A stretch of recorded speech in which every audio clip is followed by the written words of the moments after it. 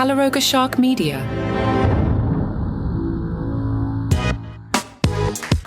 Guys, I'm going to have to go full George Lopez tacos on Nikki Glaser. I just can't anymore with this. Nikki, please stop. Hello, I'm Johnny Mac with your Daily Comedy News from Vogue. Liking this woman is part of my identity now. Comedian Nikki Glaser on attending 22 Taylor Swift era's concerts. How many of these articles are we going to do? Okay, Nikki, you crushed on the roast of Tom Brady. Great.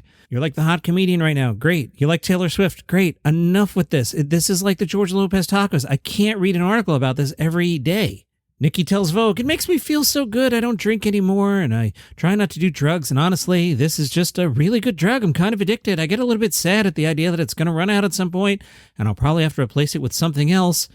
But it's not really hurting anyone, so I just lean into it. The more I embrace it, the less I'm embarrassed by it. At this point in my life, I'm not embarrassed by it at all, or I wouldn't be talking to you about it. Yeah, no kidding. When I first moved to LA, I had a roommate I met off Craigslist, and she worked on the Warner Brothers lot and had tickets one day to go see a taping of Ellen. When she came home from it, I was like, who was on? She said, this country artist girl. And she shared her calendar. It was probably for 2007 or 2008. It was the Taylor Swift self-titled album calendar. We kept it on our coffee table as a joke because we didn't know who this girl was. I'd flip through it late at night when I would get home from sets and just look at the girl's pictures. I would eat cereal off this calendar. I remember being like, this girl's so pretty and cute, but it's probably not the kind of music I would like. What I would give now, I would pay $500 for that calendar. All right, Nikki Glaser, when did you get into Taylor's music? It happened in several different stages. The first time I was like, oh, this is something special. I was moving back to St. Louis after I kind of struck out in LA for the first time. I had just done the Tonight Show, but it didn't change my life. I was still babysitting and borrowing money from my parents, and they were kind of like, we can't do this for you anymore. So I drove across country back home, and we listened to the radio the whole way, and Love Story was just playing a lot. And I remember being like, this is the song of the summer. I was instantly magnetized to that song. I almost slipped into Triumph there. Maybe that would make this whole thing funny. Nikki Glaser Triumph. When did you start going to Taylor's concerts? I went to the Red Tour. I loved it, but I wasn't a Swiftie yet. Good bit. This is a good bit. I just remember thinking, this girl is massively talented. I got to meet her backstage after it. I remember all I said to her is, I can't believe that was you. She was in a button-down shirt, pedal pusher pants, and her hair looked so normal. She just looked normal. But she's just this girl flying through the air performing for a stadium.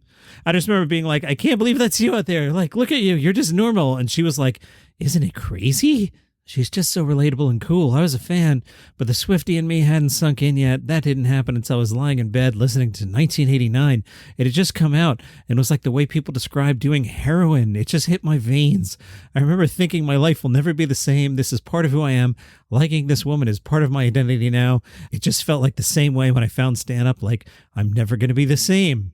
There's pages more of this. Holiday weekend filler coming up? Oh, yes. John Oliver spoke to Variety. He talked about the low-hanging fruit that is political comedy in 2024, and he said, it's not necessarily a gift that you want, to be honest. Technically, it's a gift, but it's not a great one. I think the tendency is often to think that it writes itself. I promise you it doesn't. Everything moves so fast nowadays. You can get first-take jokes online very quickly, so you have to be writing the most obvious joke for anything to have that kind of surprise factor. On top of that, things are very bleak. When you're writing jokes, I'm still laughing about the triumph doing Nikki Glaser. When you're writing jokes, you want to try and find a way to deal with that bleakness that isn't kind of fiddling while Rome burns. One of the flaws of the way American elections work is so much of it is about personality, not policy. The policy stuff, of course, is so much more interesting and definitely so much more important. And that can be a problem, especially when you're writing comedy. It can seem counterintuitive to say, don't look at this objectively funny thing. As for Trump, because it's the third time he's running for president, there isn't much more to say about this guy. He's an open book. I don't know what we can really add in terms of content that we haven't done already, so it actually feels easier to talk about other things. That was not the case in 2016. Vulture spoke to Josh Johnson, who 2 days after the assassination attempt on Trump's life released a 45-minute set about the attempt, written and recorded the day it occurred. It currently has over 800,000 views. Johnson has been writing and recording 12 to 45-minute sets inspired by topical events, including Justin Timberlake's arrest, the FBI raid on Diddy's house, Joe Biden dropping out, and more. Josh says, I've always been writing a lot ever since I started. When I lived in Chicago, which is where I started doing comedy, open mics were 4 or 5 minutes, and in my head, it just made more sense to try a different set every time. It wasn't always productive because I was still learning to do stand-up, and I wasn't necessarily getting the repetition of a concentrated 4 or 5 minute set, but I still felt like I was exercising a different muscle, which was generating a large amount of general output.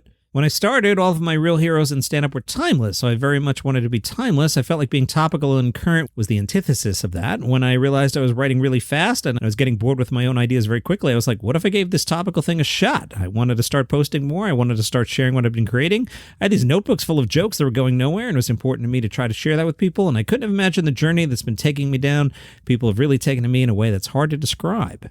Sometimes when you see a video, it's my first time doing it, I just wrote out as much as possible and did my best to memorize it, and I'm feeling out the rest of the connective tissue by the audience's reaction as I go.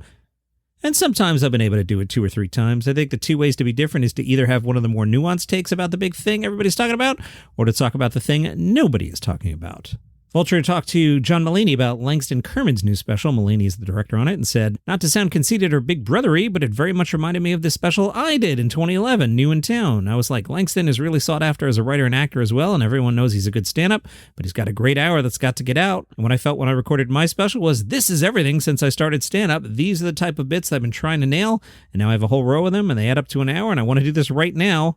Every bit of the special is a take-home bit. I always think of specials like album tracks, and each of these is a hit to me. My main critique of most specials is, and I wish I'd be hard on myself too, every part of it has to be good. Just wait if you don't have it. This hour was so tight and ready to go.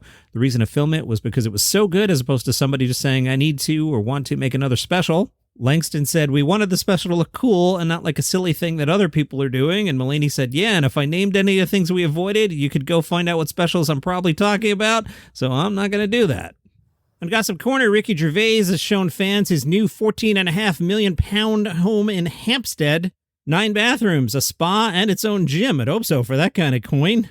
Ricky went on Instagram and posted the entrance hall and marble staircase, as well as a large room that he's using as an office. He says, though, it's not going to be his forever home. His longtime partner, Jane, who's 63. Ricky is also 63. Jane has concerns about living there in their 80s. Ricky said, I thought the last house was going to be the one I was going to die in. Bill Simmons has Adam Sandler on the Monday episode. I tried to listen to it. I'm not even dissing Adam Sandler here. The audio quality was horrific. I can't believe Bill Simmons actually put it out and nobody cleaned it up. Terrible, unlistenable. Rob Schneider is weighing in on politics. He put out a lengthy statement. I'm going to skim through it. When I raise my voice here, those are words that Rob Schneider put out in caps. The words of Rob Schneider. Dear fellow Robert Kennedy Jr. supporters and American citizens, as we have seen this week, once again, the Democratic Party is not running on any ideas to make American lives better. They're once again running on the hatred of one individual, Donald J. Trump. And they are hoping that you will hate him so much that you will forget about the Democrats' forever wars that are pushing the world closer to World War III in the primary, effecting a coup, pushing out a duly elected president, and much like the Soviet Politburo, installing the new puppet leader, who had the lowest approval rating of any former vice president. Dude, relax with the caps. You sound crazy. I kind of want to slip in a triumph here and do it.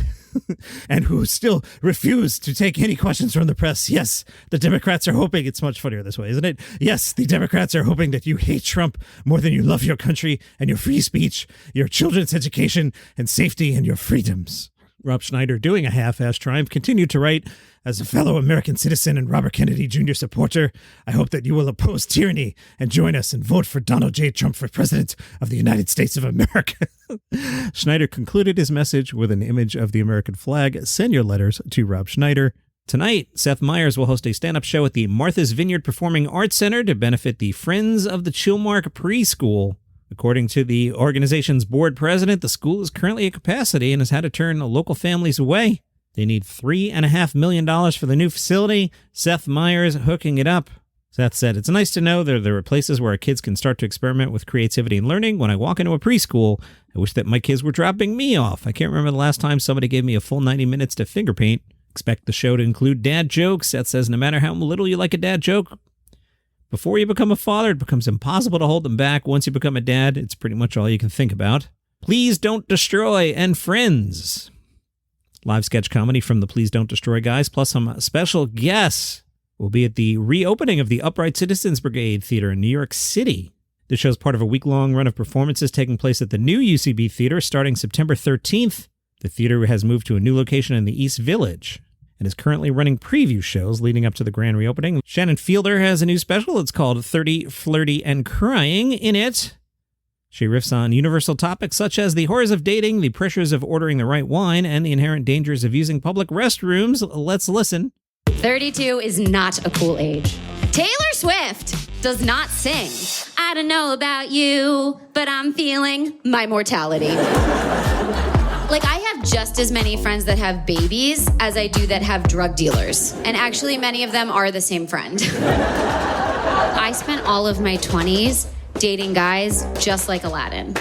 Overconfident, compulsive liars who wear vests. You might know them as bankers. Shannon says, while the themes and point of view of this show are similar to my videos, Flirty and Crying is a much more personal exploration of the topics I'm always riffing on. Stand-up is a place where I'm not taking on characters, but instead sharing my own stories and opinions. Shannon Fielder was named a comic to watch at the 2023 New York Comedy Festival, and that is your comedy news for today. If you enjoy the program, tell a friend about it. They might like it too. A lot of new listeners. I don't know if that's because of Apple changed something last week. They added a way for the Android people to come. So if you're new to the show, hi, welcome. Appreciate you, and I'll see you back here tomorrow.